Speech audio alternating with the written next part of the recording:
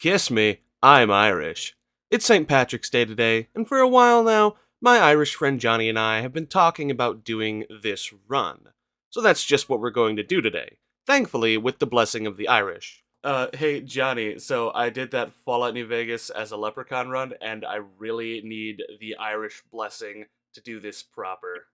Well, yes, okay. As a representative of all of Ireland, I do give you my full blessing, as well as everyone else's blessing, for this. Let's just say interesting take on Irish culture for Paddy's Day. But yes, I give my blessing, and I give everyone else's blessing, even though they are not here to speak for themselves. Thank you, Johnny, much appreciated. No worries, no worries. Or in this case, a single Irish man. With that, let's get down to it. Can you beat Fallout New Vegas as a leprechaun? We've got some rules to cover and some mechanics to explain. I searched the average height of a leprechaun on the web, and I got a few results, ranging from a few inches tall to a few feet tall. I went with the latter to make my life a little easier, and ended up sizing myself 0.6 of what normal characters are, which means I come right up to everyone's crotch. I also downloaded a mod for a green bowler hat, which I figured would be fitting. Sadly, I couldn't find a green suit mod anywhere, so I went with a dapper gambler suit. There was a severe lack of shillelagh mods on Nexus, so I opted for the next best choice, a dress cane. If you don't know what a shillelagh is, it's a walking stick slash club cudgel sort of instrument, so I'm stuck with practically no DT and a pretty crappy weapon. And since I'm also smaller than everyone, I believe I take extra damage and do less damage as well. Correct me if I'm wrong about that. Now, before I get a bunch of hate comments, let it be known, this is a joke, and it works pretty well for Paddy's Day too. I have to be constantly under the effects of alcohol. Remember, it's a joke, okay? It's also set to very hard difficulty. No hardcore this time because I would have to drink so much water to counteract the amount of alcohol I end up drinking. Side note here, I just reread the script, and I end up using a lot of chems asides from alcohol in this playthrough. That does not reflect my view on Irish culture, it's just an inadvertent side effect of playing any Fallout game. I just wanted to let everyone know. Better safe than sorry, right? Okay, ready? Let's go. I wake up in Doc Mitchell's, and I'm prompted to give myself a name. I chose Lucky Charms, please don't kill me viewers from Ireland. I went with a typical leprechaun look, red hair, and a nice beard. From there I allocate special stats, and of course I give myself a luck of 10.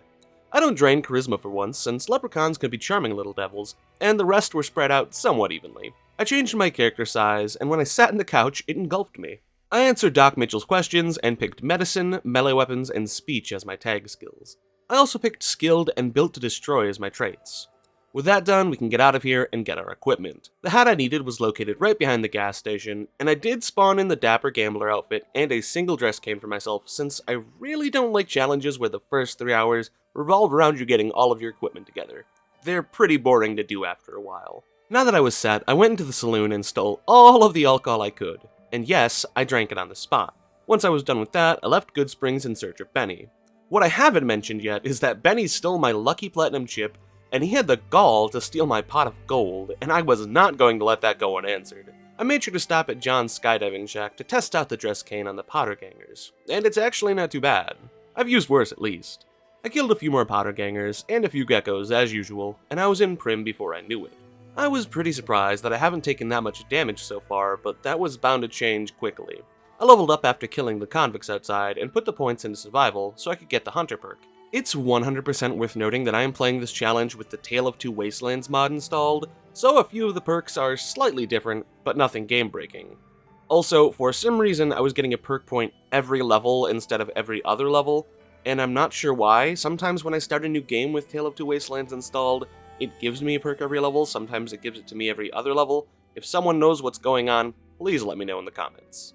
Once I was done with that, I talked with Johnson Nash for a sec, and instead of helping him get his town deputy back, I kept right on walking to Nipton. My pot of gold was the first priority here. Second, actually, as I made sure to loot the houses around Prim for more alcohol.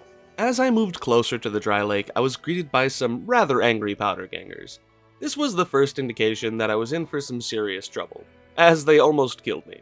Luckily, since I'm not on hardcore for once, stim packs are broken. I killed them, but made sure to keep in mind how frail I actually was.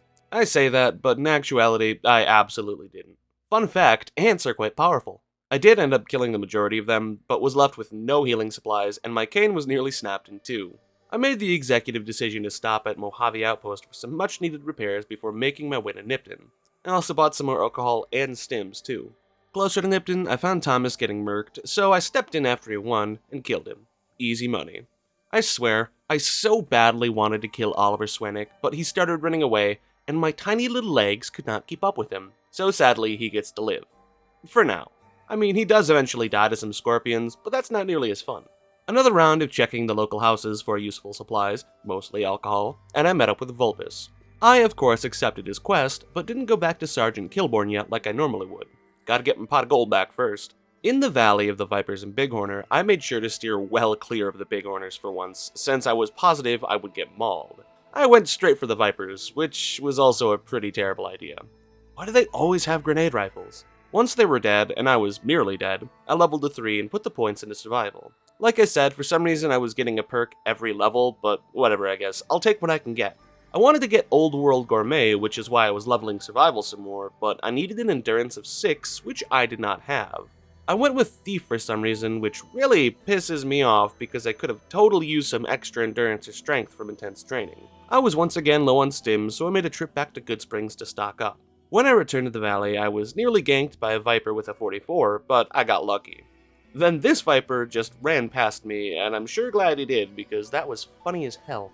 Not much else happened on the way to Novak. I saw some Legion get killed, and saw some Legion kill some Vipers. You know my first stop at Novak was to buy some stims from Dr. Strauss. In hindsight, I should have saved when I got here, because not too much farther from Novak, I got killed by some Vipers, and their goddamn grenade rifles. That set me all the way back here. Excuse me while I go scream into my pillow. I eventually got back to where I was and avoided that spot like the plague. We were hauling it to the strip now, and the only extra stops I made were to the 188 trading post since it was right in my path, and to Boulder City. I wanted to get an extra level from talking to Jessup, but it was mostly for the alcohol in the saloon, which was on the top shelf my arch nemesis. One quick talk with Jessup later, and I was level 4. The points were in the melee, and I once again picked another rank in the Thief perk, which absolutely doesn't make me want to die. Why do you ask? I opted to leave the cons alone for now, and went back to the 188 to continue my journey. I did literally nothing along the way. I stopped to get the gunrunners for fast travel, but that was right in front of the gate to Freeside, which I opened shortly after. Freeside thugs are actually the worst. I hate them with every fiber of my being. Normally, they aren't a problem, but when they start to run away, I can't catch the slippery bastards. Leaving the thug to get dealt with by a member of the Kings, you know exactly what I did next. I have a luck of 10, and I don't have enough caps to gain entry to the strip. That's right, it's time to gamble.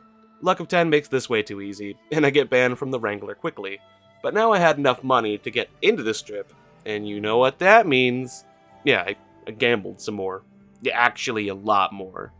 I got booted from all of the casinos, but while I was in the Gomorrah, I leveled up to 5. Funnily enough, I got it from a challenge involving drinking. I put the points into melee, and I swear I'm going to beat the crap out of my past self because I picked the last rank of Thief. In the Ultralux, I made sure to pickpocket a lot of extra dress canes so I wouldn't have to constantly repair mine. I guess Thief had a somewhat good use, but not enough for 3 perks worth of it. Now that I have more than enough money for the rest of the game, considering Tale of Two Wastelands uses Fallout 3's bartering system, I went on a shopping spree all over the Mojave and bought as many stim packs as I could for the fight with Benny. It was time. I was gonna get my pot of gold and lucky platinum chip back right now. Oh, now listen here, boyo. I'm a pelt you with my shillelagh until you burst gold from your seams. I promise that I will never do that again. Well, maybe one more time. Either way, I got stomped by Benny and his goons. Badly. I give it a few more tries, but it always ended the same. Me face down in a pool of my own blood. Luckily, I had a new idea. Excuse me, miss, do you have a chip that will make me taller? I got a chip implant, specifically the one that gives me extra DT. I was hunting for an extra level and decided to go back and deal with the Great Khans. I did so in a manner that I regret later, but oh well. Also, for some reason, the NCR troopers that were tied up proceeded to attack me here, and I have no idea why. I left before they could kill me. That didn't level me up, sadly, so I went to the Mojave Outpost and did all of the quests there, and that did the trick. I was level 6 now and put the points into melee. I was going to get toughness, but I forgot that you needed an endurance of 5 for it, so I reloaded my autosave and went to the New Vegas Medical Clinic for the endurance implant before finishing the quest, which did the trick, so I was able to get it, thankfully. I came back later for the strength chip as well. Now it was time to re-confront Benny, and I was taking a different approach. I talked to Swank and was able to convince him to send Benny up to his room so I could kill him there in privacy. This was the much easier option, though I still came really close to dying.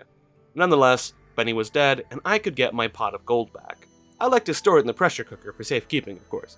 I also had my lucky platinum chip back, so we were good on that front. I leveled to 7, points in the melee, and I picked the toughness perk again. That's it, right? We have our stuff back, and all is well. But maybe the Leprechaun wants a little more. And who better to help him than Yes Man? Using Yes Man, the Leprechaun can gain control of the strip for himself and add to his powers. So that's what my next goal was. Also, if you've made it this far into the video, consider subscribing and leaving a like. That stuff really does help me out. First and foremost, a Leprechaun would play all sides if he could, ensuring that everyone trusted him up to a certain point until he didn't need them anymore because they are crafty little devils. So we're going to be going at this from all angles for a while. First up was the Lucky 38, which I 100% made sure to loot for alcohol and chems before I made my way upstairs to part with the Lucky Platinum chip. I watched Mr. House flaunt his newly upgraded Securitrons and was tasked with heading over to the Legion Fort to activate the rest, but you know I made sure to do the Follower's quest for that easy XP, which paid off as I leveled to 8. Points into melee, and I picked intense training so I could put a point to strength as well, which I needed for a lot of the perks I wanted to get later down the line. Like I said, I wanted to play all of the angles here, so I stopped at the NCR Embassy to get the Boomer's quest. That will help me out in more ways than one, so I made that my next goal. The way there was clear of hostiles, thankfully, and I bet George I could make it to the other side safely. I never actually came back for those caps, so I just spent 300 for nothing like the idiot I am. I was pretty worried about getting to Nellis, as I'm terrible at it no matter what the scenario is. I always seem to die a few times unless I have turbo, which I did, but I also moved way slower since I was shorter. That made this a lot more intense than it needed to be, but thankfully, the last mortar actually blew me into the safe zone, which was both lucky and funny. We've all done Volaire at some point or another, so I won't bore you too much here. I healed a few patients with my decent medicine skill, learned some history from Pete, who was notably taller than me, and I went to kill some ants, which was painful due to my small stature. Oddly, this wasn't enough to finish, which is weird as I can usually get out of doing one of the quests here, but I guess I'm doing Sunshine Boogie today. My repair was nowhere near high enough, so I had to go to Helios, but since I was on good terms with the NCR, I was permitted entry. We all know what happens next. I collected some broken panels, and made my way back to Nellis to fix their broken panels. Just like that, I could go to Lake Mead and get the bomber out of the water, which presented its own unique problem. I was small, sure, but apparently I was small enough to not be able to get my head out of the water when I was swimming without constantly jumping. Not too bad, right? Well, it got worse. I moved way slower than normal due to my height, and I couldn't actually attach the ballast bags to the bomber without drowning, which meant I had to use up some of my precious turbo. 2 doses to be exact. Back on land, I activated the ballast, and my time at the boomers was done. They swore allegiance to me and would help me at the dam. I hit level 9 and finally maxed out melee weapons. I started working on survival a bit more, and picked intense training once again for the last point of strength I would need. It was back to the strip, and I made sure to stop at Gamora for some chems and alcohol, which, if you didn't know, is a great place to pick them up early game. In the NCR Embassy, I returned to Crocker for my reward, and my next quest. I hate this quest, so I'm not even going to talk about it, except for the fact that I absolutely conned Pacer out of 200 bottle caps, which was pretty funny. With that done, the Kings would try to stop the violence against the NCR and Freeside, and it was time to change course for another faction, after I leveled up to 10 of course. Points into survival, and I picked the Swing for the Fences perk. I actually can't remember if this is in the base game or if it was brought over from Fallout 3 via Tale of Two Wastelands. Let me know in the comments. I didn't feel like going to the dam right now, so I decided to make my way to the fort so I could talk to Caesar. I was really close to leveling again from completing GI Blues, and thankfully there was some Bighorner along the way that made that possible. They are still quite dangerous though. Level 11, points into survival, and the Super Slam perk, which is absolutely busted. Super Slam gives all melee and unarmed attacks a chance to knock down opponents, and it's pretty damn effective. Not much else until I made it to Cottonwood Cove and boarded the barge to the fort. Caesar was not super duper happy to see me, but he still tasked me with blowing up whatever Mr. House was cooking in the weather station. I obliged him, even though I was totally gonna power up the Securitrons. I was a little worried about the turrets down here, but atomic cocktails come in pretty handy. Seriously, always carry a couple of these on you. When I got to the last room, I inserted my lucky platinum chip into the console, never to be seen again, and left back for Caesar. Now he wanted me to kill Mr. House, which I was gonna do soon anyways. I also grabbed both Vulpes's and Lucius's quest to do later. Straight back to the Lucky 38 to deal with House, and you know I was still looking for as much alcohol as humanly possible. Funnily enough, my survival was high enough to get extra bonus stats from the alcohol I consumed, but I was already under the effects of so much alcohol that I never actually was able to get the +2 bonuses from it. Mr. House was pleased and wanted me to deal with the Omertas next, and I was actually going to do it, but if I did, the Legion would dislike me along with the NCR, so I opted to just kill him and get it over with. It was pretty easy thanks to Turbo, and House was dead before I knew it. Now I was level 12 and started working on my unarmed skill. I need at least 70 in it to get the Piercing Strike perk, which would help immensely. For now though, I opted for Finesse for that extra crit chance. Now I could go back to Caesar and kill 2 birds with 1 stone. Caesar wanted me to befriend or kill the boomers, and since I was already done with that, he wanted me to go and check out the White Glove Society and see if I could forge an alliance between them. I did stop back at Nella's, but that was mainly for the howitzer firing part. I also saved Martina Grosbeck from the Omerta thugs. Behold, friends, the endless blood spout of the universe. Drink deep and pray for more content from me in a timely fashion instead of once every month.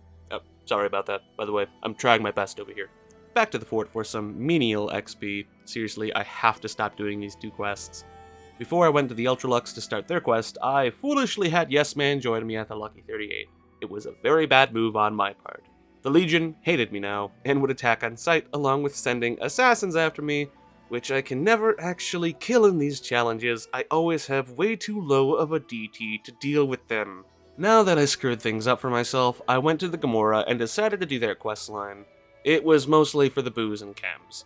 This quest used to give me a lot of troubles, but it's really easy in the grand scheme of things. Once you talk to Kachino and get him to help you expose what the bosses are doing, you talk to Troik and say you'll talk to the bosses about his contract. You then buy the contract from the bosses and return to Troik. He'll give you the thermite to blow up the illegal weapons. Bada bing, bada boom, it's clubbing time. The bosses didn't even get a chance. I have way too many Kains for this sort of problem. I was done with the quest now and leveled to 13. Points and unarmed, and I know everyone is going to hate me for this, but I picked here and now. I needed to get these unarmed points relatively quickly, and since this isn't a long-lasting run, I figured it would be fine. Level 14 was the same, except I picked the Purifier perk, which actually comes in pretty handy. I was still pretty interested in doing the White Glove Society questline, so I talked to Mortimer to start it. I mostly did this quest for the large quantity of wine in the kitchen, but I also figured a leprechaun wouldn't be adverse to having a little bit of cannibalism. Oh, holy crap there, laddie! Oh, fresh potato, an Irish delicacy. Oh, taste the starch rolling along your tongue. Once I was done loving my potatoes, I killed Ted Gunderson and smeared his blood all over his father's room after dealing with the goons inside. This quest is super duper easy, and now the White Glove Society eats people again. Hooray! I'm still working towards playing as many sides as I can before the battle, so I decided to head over to Hidden Valley and meet the Brotherhood of Steel. Once inside of the bunker, I was stripped and brought to meet the Elder, who placed a collar of explosives around my neck. It would get removed once I dealt with the Ranger that was a little too close to the bunker for the Brotherhood's liking, and the easiest way to do this is to smash the radio in this bunker close by. Now I can come and go freely, and I opted to help these guys a bit before I left.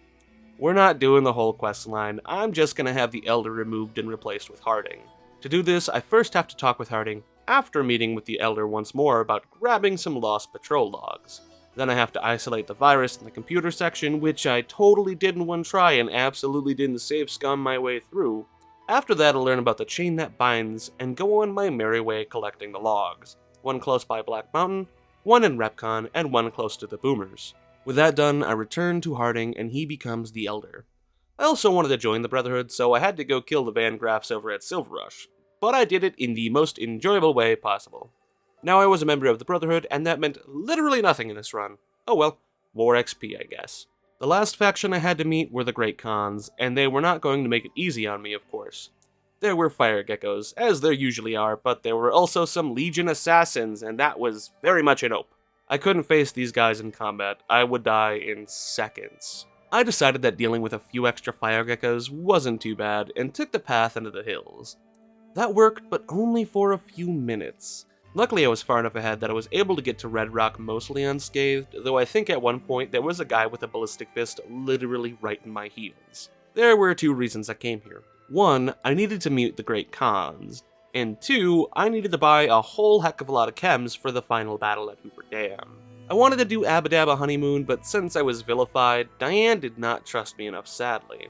I could come back later and teach Jack some new chem recipes though, so that's a bonus. Now that I've met the Khans, I could technically start the Battle of Hoover Dam pretty much whenever I wanted to, but I wanted to level up a few more times at least. So it was time to actually discover the dam and do some more work for the NCR.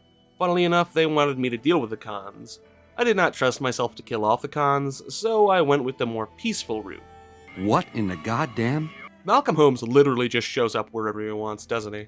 If I wanted to do this quest right, I needed to convince Papa Khan's advisors to not want an alliance with Caesar, which is pretty easy for the most part. Jack and Diane want proof that Caesar prosecutes drug runners, so I had to go find Anders, their former drug runner. Luckily, he was nailed to a cross on the outskirts of Cottonwood Cove. 2 down, 2 to go. I also got access to the turbo crafting recipe, which is very important later on. Funnily enough, I was actually able to start some of Abba Dabba Honeymoon after this, and delivered the suspicious package for Diane, but when I got back, it seemed the quest was broken, and she actually wouldn't let me proceed. In the meantime, I started making my own chems, mostly rushing water. I would want as many buffs as possible for the battle with the Legate at the end of the game. I was really close to leveling up, so I decided to go kill some fire ants for the last bit of XP I needed. I leveled 15 and had exactly enough points and an arm to get Piercing Strike, which negates 15 points of DT whenever I hit a target. Super helpful. I totally forgot that a Legion Assassin squad can spawn here and almost had to redo that part, but Helios was pretty close by, so I ran there and they eventually left me alone. Since I was here, I decided to do that lucky old sun for some XP. This quest is also pretty easy after you learn how to do it, so I didn't have much of a problem. I supplied power everywhere to appease the followers. After all, I can't not have everyone on my side a little bit. Time for side quests in quick succession with Nicholas.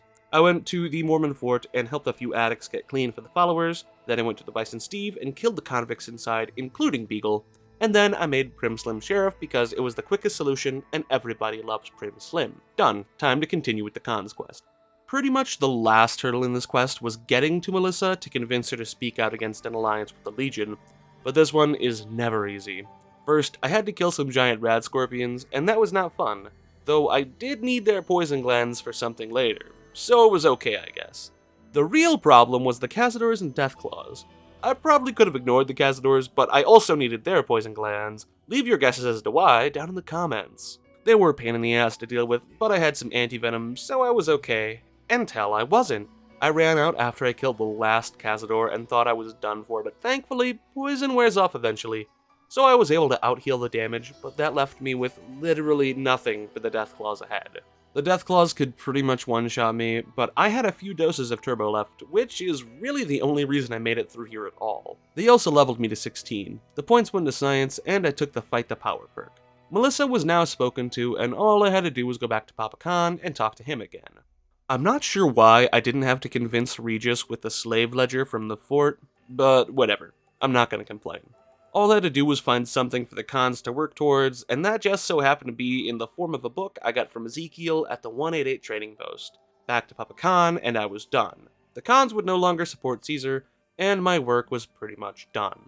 All that was left for me to do before the Battle of Hoover Dam was to prepare. I wanted a couple more perks, and I wanted to get some extra special chems, and some poison. The latter turned out to be a horrible idea, and I will get to that later. I needed to kill some more Cazadors, so I went back to the place I brought up the bomber for the boomers. There were a few Cazadors here, and I had a couple of snakebite tourniquets made, but they still sucked to deal with. Further along the hills, I killed a couple of more and was pretty satisfied with my haul of poison glands. The next step of my chemistry mission was to find some Brock flowers, and there was no better place than Brock Flower Cave, of course. That would be true if the Legion Assassins didn't spawn in that area, blocking me from it. Thankfully, there are quite a few Brock flowers and Xander roots in the hills by Good Springs. Before that though, I made some Tremble, which is a powerful poison I plan to utilize against the Legate during the final battle. I probably should have done some research prior to that. After I collected some Brock flowers and Xander roots, I made my first 2 doses of Turbo. I also plan to make a couple of weapon binding rituals for extra damage. I decided to visit Scorpion Canyon to get some bark scorpion poison glands so I could make some bleak venom. Hey guys and gals, you want to know a fun fact? The legate is immune to poison. I finally decided to check that, after a few hours of gathering ingredients and then actually making them. To say the least, I am big stupid. At least I got a lot of turbo out of it, so it wasn't too bad. At this point, I was almost level 17, and I really wanted to hit it. So I went to kill a few bighorner, which are still as dangerous as ever. Just like that, I was level 17, and I put the points into medicine and picked the fast metabolism perk. I saw one perk that I knew I needed before the final fight. I had to have Chemist. It would make all of the chems last twice as long, which would be so helpful for that fight against the Legate. The only problem now was that I had to grind a whole level just to get it, since I didn't have the medicine skill for it right now. At first, I decided to wander around the northwest part of the map and killed a few fiends and some cazadors. The goal was to go into the mountains and kill some bighorner, but a group of Legion assassins were not down for that. Not having many simple quests left to do, I went to Camp McCarran so I could do the bounties there. None of these bounties were particularly hard to deal with, and I had all 3 heads in no time. Now I was closer to leveling up, so I went to Novak to start some of the Come Fly With Me questline. I didn't actually have to, thankfully, and when the last ghoul was dead on the outside, I was 1 kill away from leveling up. I knew just who to kill too. Goodbye, Joe Cobb. No one likes you. Boom, level 18, and now I had the Chemist perk. All that was left to do was go on a shopping spree all over the map for as many stim packs as I could buy. Back to Yes Man, and I had to power up the substation, but that was easy peasy. Now it was time for the Battle of Hoover Dam. In true Leprechaun fashion, I hid behind the sandbags, which was really easy for me considering my size. I did leap into battle occasionally, and did fairly well for the most part. Absolutely one of my favorite things so far about this challenge is how easy it is to avoid getting sniped by these guys. I don't even have to crouch, I'm just smaller than the wall, and it's wonderful. Once I was inside of the dam, I had to kill a few NCR heavy troopers, no problem there. Yes Man was now connected to the dam, and we were 100% going to activate all the other Securitrons at the fort. Back outside, and this was when things got a little more tough. The Centurions were carrying anti-material rifles, and they almost one-shot me. Not cool. Thankfully, they were all almost dead, and that helped out a lot. So did the Securitrons. They cleared the gate to the Legate's camp for me, and it was time. I had quite a bit of chems on me for this part, so I was geeking out while I was taking care of the Praetorians. These guys hurt a lot still, so I was mostly hoping to knock them down, or somehow knock their ballistic fist off. I still don't know how that works. These 2 back here gave me quite a bit of trouble, and I had to dip into my stash of turbo to eventually deal with them. This was it. I have prepared for this, and I am ready. You might have been wondering about it this whole video. Wait, don't leprechauns have, magic and stuff? And the answer to that is yes. Yes, they do. The magic in my case that I'm talking about is hard fucking drugs. I could not have done this fight without turbo. It is so goddamn handy. Rushing water helps a lot too. I mean, look at how much I'm ragdolling the Legate and his cohorts. They stood absolutely no chance against me, and at one point, the Legate took to the skies in an attempt to escape my clutches. Alas, gravity is a bitch. I won this fight hands down, and I am proud of it too. When they were all dead, I went to the gate and was greeted by General Oliver. He was met with the same fate as the Legate. Without the magic floating, of course. So yes, you can beat Fallout New Vegas as a leprechaun. This was a pretty fun challenge that I've had laying around for a year or so. I meant to do it last year, but hey, at least I did it this year, right? If you enjoyed today's video, like it and subscribe. That helps me out a lot. Also, check out some of my other challenge videos. If you like this one, you'll probably like those too. Check out the Discord and Patreon, links below. Thanks to my patrons, Riley Anderson, Dr. Maritimus, and Anonymous. Y'all are the best. And until next time, stay safe out there, and have a wonderful Paddy's Day. Peace out.